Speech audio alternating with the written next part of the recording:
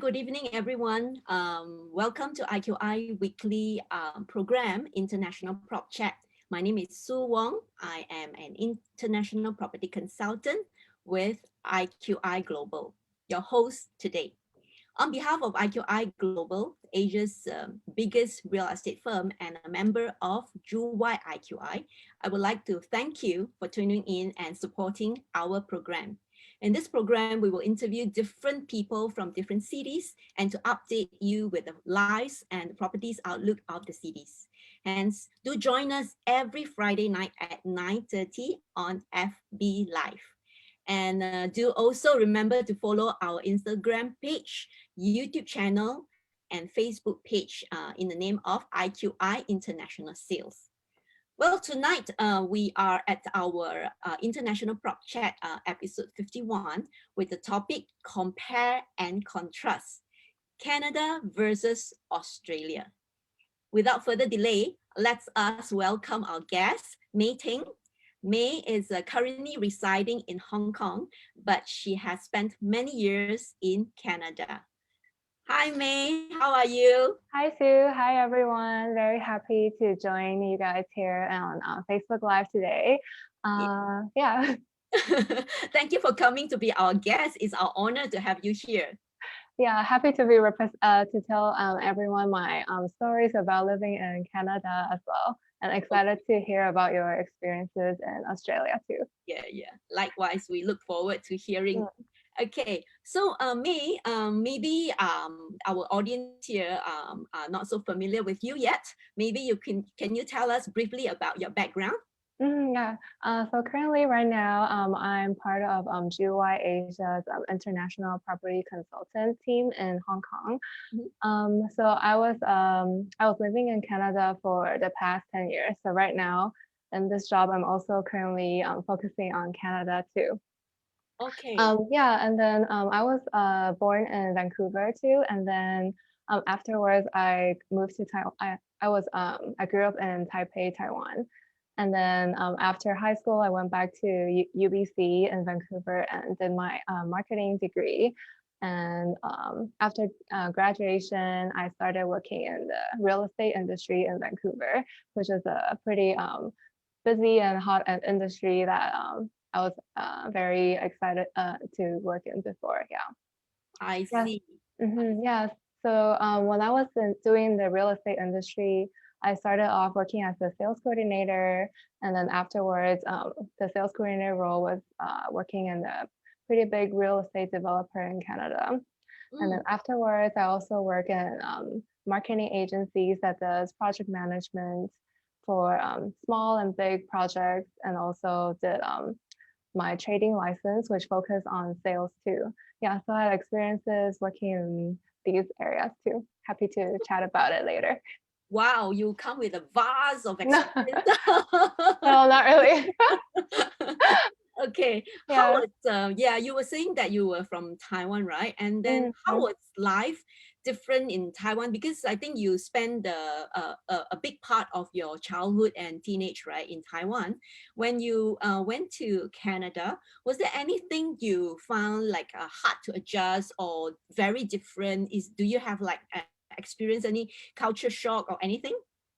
Yeah, so when I was in Taiwan, I was working towards applying to schools in Canada. And then because I always heard like great things about the education there and then the culture there. And when I arrived there, actually I had a great time joining the international community there, because Canada is just full of immigrants and then full of diverse culture too. Okay. So yeah, so when I first joined UBC, I started off in the Jumpstart program, and then there I met a lot of people that just moved to Canada, like students like me too, likewise. Yeah, so culture shock, actually not as much, because Canada and Vancouver, there's quite a lot of Asian community too. Yeah, like yeah. So there's also just like there's also a city called Richmond. There, it's like very pretty Chinese as well. So I didn't have much of a culture shock when I moved there. And I think I picked up some Cantonese when I was living there too. Oh, really? Yeah, because there's a lot of people from Hong Kong there. Okay, so was that the Yeah. first time you learned how to converse in Cantonese when you were in Canada? Yeah, it's quite funny because it's just pretty, the culture there is really accepting, and then you can Mm, find, yeah, and then also the like the food restaurant scene there too. There's mm, like lots of like Korean cuisine, like Japanese. The seafood mm, there is great. Yeah. mm. So Yeah. So was there any chance you miss home, like home food or home cooked food, or like the snacks, like in Taiwan a lot of 小吃, right? So yeah, so do you miss anything like that? yeah, of course. But it's so funny because in the summer there's also a Richmond summer market, Mm-hmm. overnight market. So it's kind of like they have different, the restaurants have different little stalls, and then yeah, so it reminded me of Taiwan too. Oh, Yeah, so there's that many people that that loves the different cuisines in okay. Canada. So Wow, you can really find everything in Canada. Such a diverse international city, right? In yeah, Vancouver. yeah, highly recommend visiting. Okay, well, Yeah. mm. So yeah, so good to hear that you adjusted very well into Canada. That will be an encouragement for our buyers here who wants Mhm. to, like, thinking of migrating or thinking of Mhm. investing over there. Yeah. Mm. Yeah, I think it's good to raise your children there or to start a family there because the entire environment for children is very open, and then it's also less less like book, like very, yeah, they're very encouraged to go outside and to explore their own interests and also to express their own ideas too. Yeah. Yeah. Yeah. So it's good for, yeah, it's good to go there and then start school there. And then I think it will be quite eye-opening because for me, I think those 10 years living there was like one of the best opportunities I've had in my life. Yeah, I think it's pretty, yeah, I miss it. Yeah, so Okay. Yeah. really recommend. Yeah. Okay. Yes. Yeah, Um, so I also know you also spent some time in Australia. Did you were you there for education as well or for work? Oh, okay. I spent a few years in Australia. Yes, I was there. First went there for education, my tertiary education. So was similar like you, I think, but Mm, mine is like many years back. no. So yeah, so I spent like my undergraduate course there, and then subsequently I stayed back for 1 year for a kind of a traineeship, yeah, internship. So all in all, I spent 4 years there.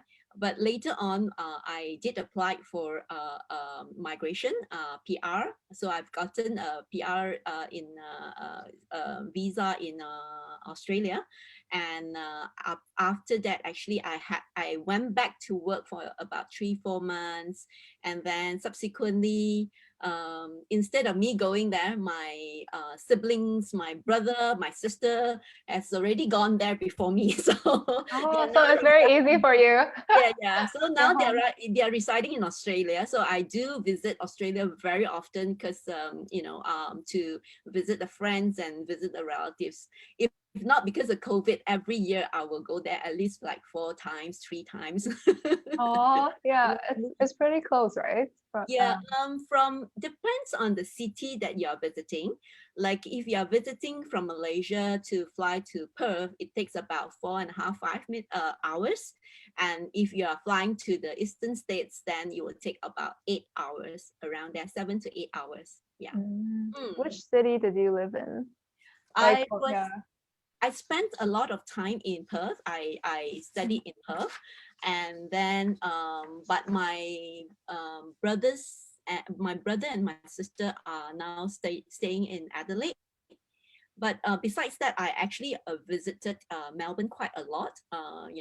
Because have some relatives there, so that was like one of the reasons we go back again and again as well. So we have quite a few relatives in Melbourne. Mhm. So yeah, yeah, quite familiar with different cities in Australia. Which city do you recommend to live in? Okay, have you been to Australia before? Well, I've been to Sydney. Sydney, do you like it there? Yeah, I went there for New Year's Eve, so it's pretty cool. Like the opera house, Oh, like okay, okay. fireworks. Yeah, Yeah, that was okay. like, oh, it Well, was really pretty. yeah, I would say actually for different cities will appeal to different people. Like Sydney and Melbourne, of course, you have more cosmopolitan. You know, you have very trendy shops and very a lot of shoppings, a lot of things and the sceneries there is very good and very busy. Well, you have also the regional cities like Perth, Adelaide, and Brisbane and Hobart. So all these cities appeal to different people. For me, I take a liking to the smaller city for obvious reasons because I have friends and relatives there. Okay. So I prefer Perth and Adelaide. But out of the two, I much prefer Perth actually because it's very near to Malaysia. It's near to Oh, KL, and I can fly back like like take a flight like 4.5 hours, 5 hours. You reach there, and then you have like daily. You have like three airlines that flies there. mhm. That was before COVID. Yeah, I'm talking. My Yeah. reference point is always before COVID. Okay, me too. Yeah, let's Yeah. let our So memory stay there. so yeah, so for me, my personal preference is Perth. But of course, I also know that many people prefer the bigger cities like Melbourne and Sydney. They're all beautiful, but just that Yeah. maybe which city you feel more closer to. Maybe bigger part of the reason is because of friends and relatives. I guess. Yep. Yeah, Mm. I find maybe one of the largest similarity between Canada and Australia is probably like the nature too, like their focus and lifestyle, right? Yeah, that's right. Yeah, maybe like you can see people like biking and then Yeah, very doing laid back, right? yeah, very laid Say, back. I would say like both Canada and Australia have very laid back lifestyle. Yeah, that's what Yeah. I like also. Like very laid back, very relaxed, very chill. Yeah. Yeah, very chill. And then also very welcoming to newcomers too. Yes. Yes. Yeah. Okay. So nice to immigrate there. So, from your experience of working in the real estate firm in Canada, Yeah. who are your main customers? Like, I know the real estate there is doing very well right now. So, are there like mainly the locals, or do you attract a lot of international buyers as well? So mainly, so I was working in pre-sales, so they're mainly new developments. So a lot of them are investors that have actually that is locally from Vancouver. Okay. Yeah, so these people like so we have these like first-time home buyers Mm, who are local and then they have started working and wanted to start a family there. And mm, then so pre-sales are very suitable for them because they just need so after they save up for their down payment, mm, after 3 or 4 years, they can just complete and then move into those houses, mm, to those condos. And then mm, we also have downsizers because in Vancouver, some people that have moved there earlier, they mm, already have huge houses, so they mm, can actually still after their children left their homes and then go to university, they can sell their house and downsize. And mm, then so this is so a lot. We have a lot of those because after they sell their houses, huge houses, they mm. can have lots of money to buy pre-sale condos too. See. Yeah. And Mm, then there's also a lot of parents buying for their children that is either going to university or mm, high school there. Yeah. mm, And then but um mostly they are all local, but a lot of them but amongst the locals, mm. there a lot of them are actually from mainland China or Taiwan or Hong Kong as well. Yeah. Oh, But they do have the Canadian status. okay. Okay. Yeah. Yeah. Yeah. Mm. So this those people from overseas, from mainland China, or from Hong Kong or whatever, do they look for any particular kind of property, or just Mm. anything that's available in the market? So yeah, the Vancouver market has been really hot, Mm, and actually so when they look for a home, they look for a reputable developer. So mm, so their project will actually be built of quality materials and then be on time. mm, and then Mm, also be able to have an increase in value. yeah, And yeah. also, yeah, which is smart. And then other than developer story, I think they also look, the most important thing would be the location. So Mm, they also, because there's also the Canada line and the SkyTrain stations, a lot of mm, investors will choose to buy along those transit lines. Yeah, so mm. and then also like new shopping malls. So a lot Okay. of projects they're cooperating with like new mass developments along Mm, shopping malls too. So those are pretty good investments too. okay. Okay. Yep. Mm, Yeah. So mm. for back to Australia, how's the how's the um for Australia, what are the main job in the industries if people are to immigrate, like for your friends and family, like when they first move there, where Okay. do they usually Well, start? okay. Well, actually, in Australia, you can go to any industry in Australia. Actually, I would say that Mm, opportunity is a plenty. Yeah, I've graduated actually as a pharmacist, and I do have many no way. pharmacists. I do have many pharmacist friends that's currently still working as a pharmacist, and some of them are, also migrated from other parts of the world. But I do have other friends that's gone there, and then they work in a multinational company in marketing, a telco company. Then they are also like people in this system internet industry.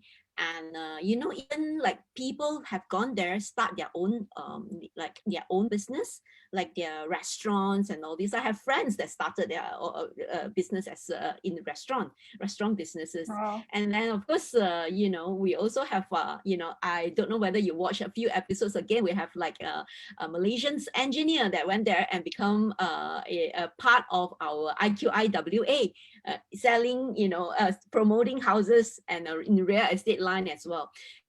Actually, in Australia, the opportunities is there. Actually, yeah, sky is the limit. If you just go there, you.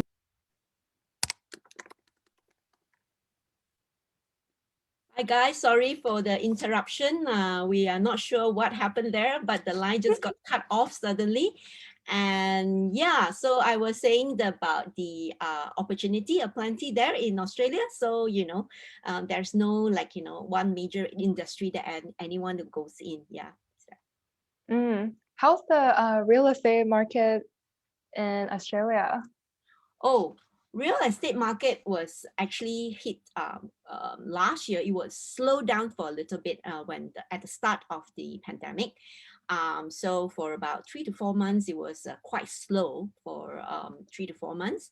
But subsequently, we see that the Australian government are giving a lot of incentive to boost the real estate market. So later part of that year, 2020, we see a very big comeback, especially for the regional town, because Mm. I think with the COVID, with the pandemic, right? Mostly it happens to, a outbreak usually starts at the bigger city like Melbourne or Sydney. So now we see a lot of these city dwellers now are slowly moving back to the regional city, like like Oh, smaller city like Perth, Brisbane, and Adelaide, and so on and so forth. So actually, the market, real estate market, has been doing very well, and especially the rental property also, because these people come back and they start to rent, right? Because they don't look for a house to buy immediately, but they start to rent. So vacancy rate was at the lowest for the past many months. So, and in fact, mm, many people are unable to find a property to rent actually. So so it's good news for investor. And so I would say the real estate market is doing very well over there. that's great. Yeah. Yeah, So I think COVID really disrupted all the real estate market, even in Vancouver too. But I think it was only for a few months too as well. And I think everything is back on track, and then all the condo sales are back to increase demand to, like, I think just pent up demand. But even during the COVID, I know a lot of people are doing lots of transactions too, because I know it's a good rate for all the that the bank is providing during last year too. So I think a lot of people who are stable, they think it's like a good time to get a good deal. And then yes, I think like it is a good time, because like during the low season, right, low time, like the many developers are offering good offers and good rebates, and then throw in a lot of freebies and all this for people to catch on to the promotion that they run, right? Yeah. So May, for you mentioned that some of the foreigners are buying into Canada as well. So for the foreigners, when they buy, what are the main reasons for them to buy, and usually what's their biggest concern when they purchase a property in Canada? Yeah, I think so. For the main reason is definitely to immigrate there, to live there for a long term. I think people buying in Canada are not there just to just flip houses, because I think Canada's real estate market has always been stable after since like 2009. It has been growing and increasing since that time. And I think because a lot of people are afraid of the bubble to happen again. So I think the bank and the mortgage approval has become tightened and also stricter. So it's harder it's actually a little bit more safer, and because it's more difficult to get a mortgage. So it's, in a way, it's very safe for purchasers and real estate investors, because the prices will not just drop or like the bubble will not burst. So I think for them, another main reason is to invest in pre-sales that I just mentioned, because they have more time to prepare for their payments in full. Yeah, so they can just put down, say, 35% for foreign buyer, and then for the next 2 years, 3 years, they can try to get a approval for either mortgage or pay cash. I see. So what are the requirements for foreigner to, is there any restriction when they want to purchase a property? Are they restricted by any quotas or when they want to sell? Are there any restriction in Canada? So for Canada, it really depends on your Canadian resident status. So if you're a foreign buyer in Toronto, there is a 15% foreign buyer tax. And then if in Vancouver, the tax is 20% if you're a foreign buyer. But it also really depends on your immigration status, because I was just speaking to a bank mortgage specialist. These taxes can be rebated depending if you're getting your PR card within a certain amount of time as well. So for the quota, for a number of quota, there isn't a limit to how many you can buy, but keep in mind that they do have an empty home tax, so you cannot just let it sit without living there. You have to either rent it out or to make it as your principal residence. So as I mentioned, I think a lot of these taxes, you don't have to worry if you're actually planning to live in Canada. I see. Okay. And then for applying for a mortgage, there's also different banks have different programs for new immigrants. So if you're more interested into if people are more interested into knowing how to get a mortgage approval as a foreign buyer, we also have GY has a lot of relationships with local buyers, local agents, to give you a more suitable case by case program to buy. I think you really have to work with those people who are familiar dealing with foreigners, you know, in terms of applying for loans, right? Because you know they are the ones that know what are the suitable packages for this for foreigners when it comes to loan. It's kind of complicated also, isn't it? Yeah, because everyone's like status is different. Like if, for example, if you have a children already studying there, and then you have, Mm, and then your kids have a status there, like a mm, resident status. But if you don't, then it's mm, also a different situation. mm, Or yeah, or you can also buy in cash as well if you don't need a mortgage approval. mm, Yeah, so I think it really depends on your resident status, but there's a lot of ways that the local experts that we work with in GY and Canada, they mm. can help like connect with us, and then you can just connect with them directly to for your yeah. Okay. Were you connected to Juwai when you were already when you were in Canada, or were you only connected to Juwai IQI when you are here in Hong Kong? So GY, I've heard about it when I was in Canada because while I was in my marketing job, I Hmm. was always like working on jobs that's focused towards attracting and targeting Asian buyers. So GY's platform came up because we're the largest property tech Yes. platform, right? Yeah. Yeah, so I heard about it before, and then I believe my firm back then have Mm, worked with them on multiple projects even mm, this year. Yeah, mm. so when I first joined GY in the office, I met a person that has been to my office in Canada. Oh, really? Yeah, so I was like, oh, I probably Such a met you. small world. Yeah, because I sit right outside the boardroom. So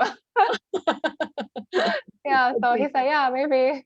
Cause Mm, yeah, and then it's like such a small industry. Well, because of the internet, yeah, yeah. we're all very connected. Yeah, Mm. it's so funny how he's been to that office. Mm, mm. Your experience does help, like, you know, the Yeah. many years that you spent in Canada, and then, you know, now that you are working from Hong Kong, you can really explain yourself, your product well in Hong Kong as well, right? Isn't it, to this Yeah. audience here? Mm, Yeah, and I also work with developers too. So mm, it's also working from the project management side as well. mm, mm. Yeah, so the inside and out of the every pre-sale project, I have some interest as yeah. Yeah, so Yes, it's a that's very right. You passionate have industry. yeah, you Yeah. have vast experience in Canada property market. Yeah, so yeah, it's very Yeah. helpful when you start to you know, explore from this side of the world. What brings you back to Hong Kong anyway? Well, Hong Kong is just because closer to family, even though Oh, Canada is great for great, yeah, Canada is great for education.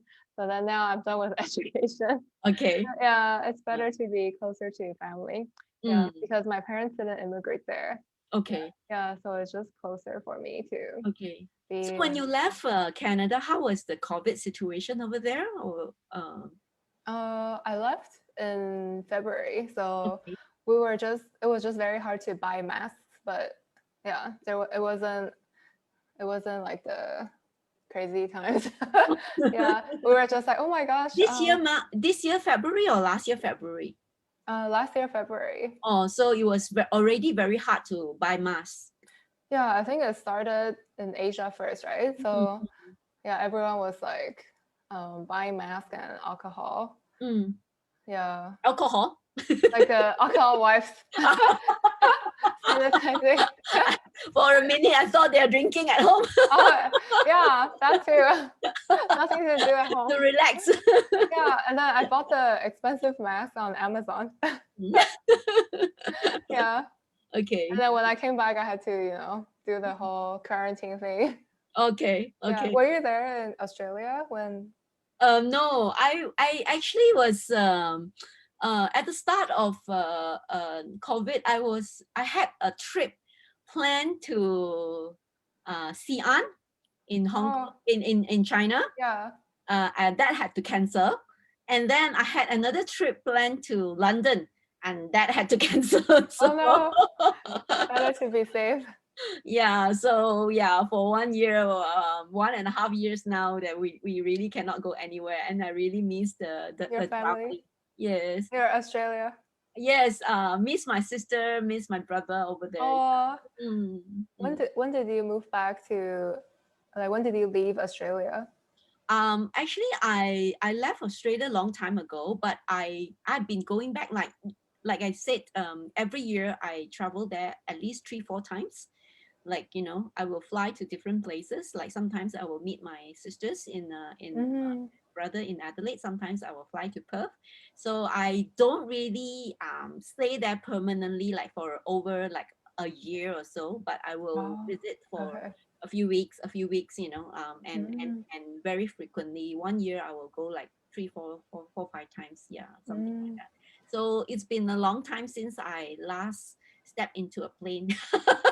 Yeah, I think same for everyone. I have not used my passport for a long time. Yeah, I think suitcase. Wait, were you in real estate when you were in Australia already, or you joined No, GY? actually, no. Real estate. I just started not too long ago, maybe 3 years back. So That's yeah, cool. so I just started. So I was in real estate 10 years ago as well. So I went into it for a little, for a good like 3 years, and then I left and started my business, and then I sold my business, and recently I started again in real estate. So I find that the walking through with a person to find the property is kind of a very nice journey, nice experience. Like from learning about what they like, what they don't like, and then from then you screen through all the properties that you have, and then you propose to them and all this. I find that it's a very nice, fulfilling journey. Yeah, I think it's a very passionate industry to be in. Like I wanted to keep doing even after I moved to Hong Kong. Yeah, yeah. I Yeah. just like the architecture as well too. Yeah, that's right. It's nice, isn't it? Like you especially when you look at the display unit or the new houses, new project, and then sometimes you think that wow, their design is really out of this world. Like like wow, this is a very unique design, and the views and all this get me excited. Yeah. Mm. Yeah. Are there a lot of foreign investors buying Australia? Yes, they do as well. Actually, Australia property has been it's a very stable market. Actually, a lot of foreign and Australia as a country, many people like to go there and live in Australia. Like you say, like from weather wise, right? Australia has got the most sunshine compared to maybe UK or Canada. Oh yeah, that's a plus point. Yeah, and their weather is very mild. Like winter is very mild, and then summer is a bit hot, but it is just maybe a short 2 3 months. Yeah, so the weather is very good. So many and also the property has been very stable, and the appreciation is there. So over the years, capital appreciation actually, the property of Australia really go up. Yeah. Mm. And yeah, and since Australia is such a nice city, a nice country, so many people buy with an intention to migrate as well, Mm, or an investment with the intention to migrate. So and different people also buy for different reasons, like for the Malaysians and Singaporeans, like and some Chinese. I think a lot of us will buy when we have the intention to send the children there. Like mm, we want to buy the property, and then the children can either live there, or you can make some money in the currency, and then you can subsidize your children's education from that investment property. Yeah, so that's one of the reason to buy. And then other than that, migration is a big reason. Like like when some people if they are applying under certain class, they want to show their affinity towards Australia, then they will want to invest in a property there to show their interest or starting a new life there or something like that. Yeah, mm, so yeah, there's a big a group of foreign investors in Australia. Mm, mm. yeah. What are there any foreign buyer tax that buyers need to be aware of? Yes, yes. So there are actually, I'm not sure whether you're aware, like different Australian states, right? They have different. They have a lot of. There are not exactly the same. Like they have different state rules. Okay, so in the property as well, like different states, they have their different foreign stamping duty. Yeah. So in addition to the normal stamping duty, like around about 3 to 4% of the value of the property, so different states also impose foreign stamp duty. So Mm. that varies from state to state, from 3% to to about 7 or 8% actually on top of the normal stamp duty. So that is one big cost consideration for the foreign investor when they want to invest in Australia. One peculiar thing I found in Australia, right, it's that because different states, some different states, right, they celebrate different holidays, you know. Like Oh, I remember, I'm not what mistaken, do right, you mean? like Labor Days, they are celebrate differently in different states, you know. That Oh, yeah, yeah, yeah. That I think it happens in Canada too. Like Family Day is different. yeah. So I find it always like it is so peculiar, like so different. Why is that the whole country doesn't celebrate the same Labor Day? You know? So Yeah, yeah. That's so funny. It's a yeah, big country. yeah, that's right. Yeah. Do you Yeah. have any other tips for investing in Australia? Other tips for investing in Australia. Yes. First, I think if before you invest in Australia, maybe you have to get you know, yourself ready with some professionals like the conveyancer, know 1 or 2 conveyancer, and then maybe you need to maybe be in touch with a mortgage broker, Mm. so that you know, you roughly know like how much you can borrow. It's in Australia always they advise to maybe get a pre-approved loan so that you know exactly how much you will be entitled to from your financial statements and all this, right? So if you have a pre-approved loan, then it's easier for you to invest. And then next thing will be, you know, if you are physically not there, if as a foreigner, if you want to invest in Australia and you're physically not there, so you can also get a buyer's agent to represent you, like to go for a house inspection, and then to go for to choose the property, and then to present to you, you know, to compare the deals from different developers.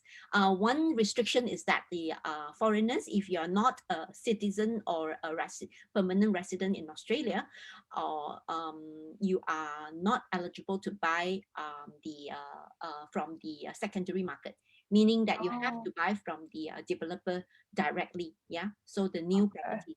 Yeah, So so the off pre-sale land and condo. all this. Yeah, so kind of a like what you say, pre-sale, right? Pre-sale. Yeah. Yes. So Oh, interesting. yeah, it's a foreigner, as a foreigner, or maybe some resident in Australia that's under the temporary resident visa. They are not eligible to buy from the secondary market. Yeah, if they Oh, buy the like under the TR, if they buy, they can only buy for their own stay. Yeah, so these are some restrictions for Australian foreign buyer in Australia as well. And also there is another extra fee that you have to pay and get approval, is the Foreign Investment Review Board fee.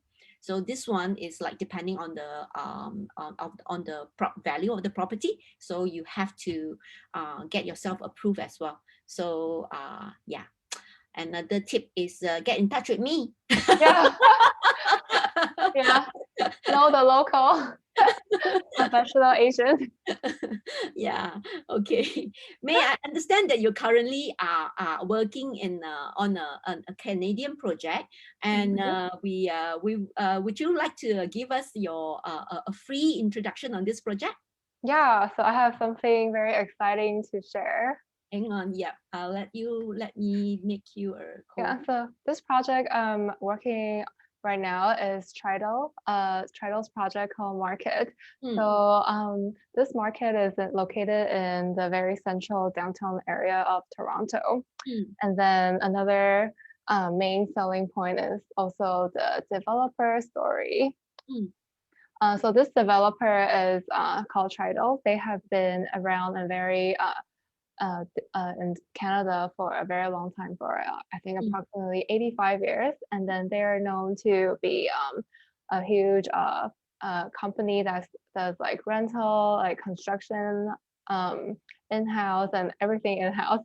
So Mm. if you have any problems like with your moving there, or just with after sales, you can contact any department and they will have the full line for you. Yeah, Mm. so let me share with you the photos actually. One sec.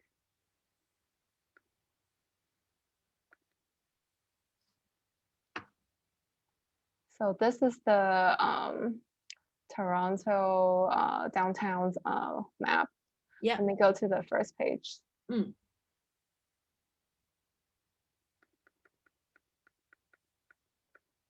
Yeah, so this project is called Market, and then it is in Alexandra Park. It is a huge master plan community, which is in a very vibrant part of Toronto. And Mm. here is the rendering. Wow, looks unique. Yeah, yeah. So you can see the CN Tower, and then the very unique architecture, and Yes. then you can see all the transit lines too. Yeah, so I think one of the main selling point is it has a 99 score for walking score and transit score. So basically you can just walk anywhere, and then you'll be able to enjoy the amazing downtown lifestyle. And you can walk in between Kensington Market, Alexandra Park, and then also to Chinatown. So you'll be able to enjoy all the restaurant scene and all the art scene that Toronto downtown has to offer. So if you want more information, you can leave a message below, and then we'll give you more information when we have our Facebook Live that GY will be hosting next month. Yep. Okay. So wow, looks like a very nice neighborhood. Yeah. Yeah, so it's like if you want to be cool and hip, it's like the place to buy. Yeah, and it's also like a 7 or 10 minute walk to University of Toronto. So Oh, really? yeah, so it's close to all the students like socializing area and all Mm. the nightlife. And Mm. then it's also very close to the hospital as well. Okay. Yeah, so you can see like it's everything combined. Yeah. You should So I just think yeah, just mhm, right next to the park, isn't it? At Alexandra Park. yeah. So that part that area is going through a new revitalization.